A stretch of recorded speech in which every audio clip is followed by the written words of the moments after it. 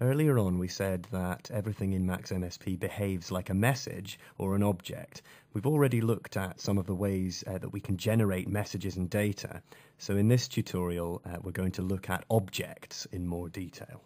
I have here an unlocked empty patch, and I can create an object by double-clicking and choosing object from the palette that appears.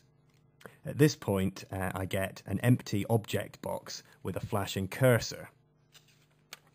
An object can be imagined as a little machine that does something, and what it does depends on what object name you type into the box when you create the object. So we've already seen that the print object can be used to show data messages in the Max window. And there are lots of other objects in MaxMSP, and they all do different things. So here are some more examples. The add object, which you create by simply typing the plus symbol into the object box, is an object that adds two numbers together. The counter object, does as you'd imagine from its name and can be used to count sequentially, 0, 1, 2, 3, 4, 5, and so on. The ZMap object allows you to take one range of values and map it onto another, and we'll look at this in a future tutorial.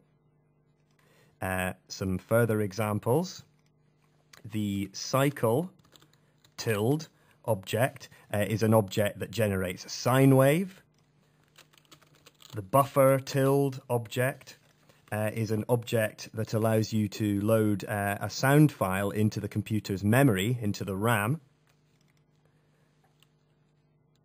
The VST tilde object is an object that allows you to load a VST plugin, which if you've used Steinberg's Cubase or Nuendo software, you'll already be familiar with.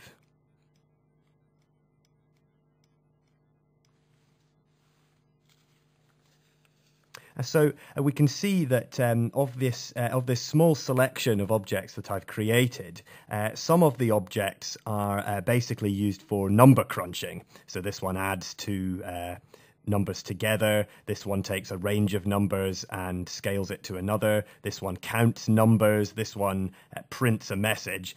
So it's to do with sort of data and number crunching. And these three objects which I've created here are to do with signal processing. They're to do with actual audio. So this one creates a sine wave. This one allows you to load a sound file.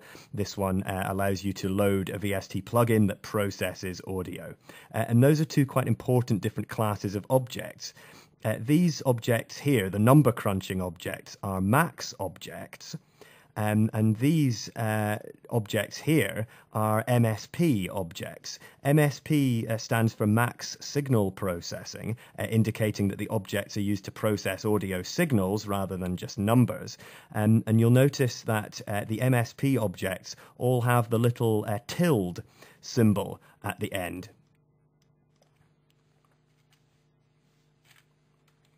So I've been creating objects here, but how do I know what objects there are?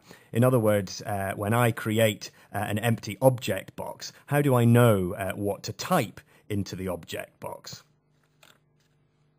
If I go to the Help menu, here I can find an option entitled Max Help.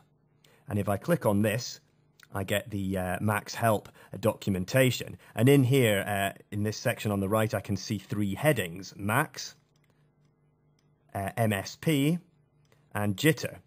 And we're going to ignore Jitter for the time being and just look at the first two. Under the Max heading, you'll find these two links here, entitled Max Objects by Function and Max Objects A to Z. And these give you a list of all of the Max objects which are available, and they list them either alphabetically or by function, in other words, by what they do. And so each of these keywords that you can see here is something that you can type into an object box. And as you can see, as I scroll down, there are really quite a lot of them. Returning to the same place, under the MSP heading, you have two similar headings, MSP objects by function and MSP objects A to Z. And these both give you a list of all of the MSP objects. In other words, all of the objects that have something to do with actual audio processing. You can see that all of these have the little tilde symbol at the end of them that we've just been talking about. It's all very well knowing which objects I can create. I now know that as I scroll down this list, I could type any of these words into an object box and create a different object. But how do I know what they do? Well, from inside the documentation, I can click on any of these and go to that object's help reference.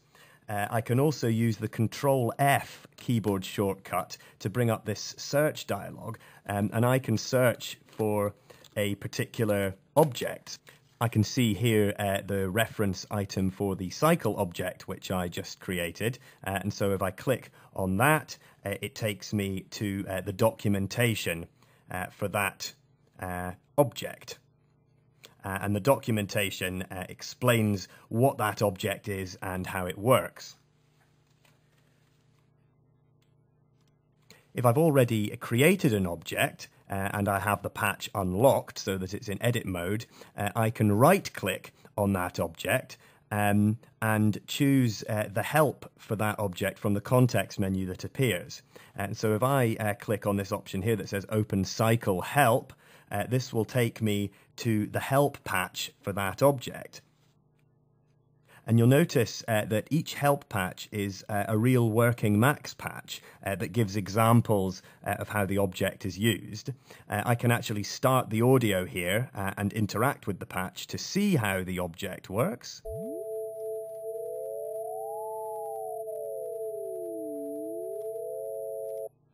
And there is also a link in the help patch to the reference item which I just looked at. As you become more familiar with Max MSP, you'll find that you gain experience of a larger and larger number of different objects. And in future tutorials, we'll look at some specific objects in more detail.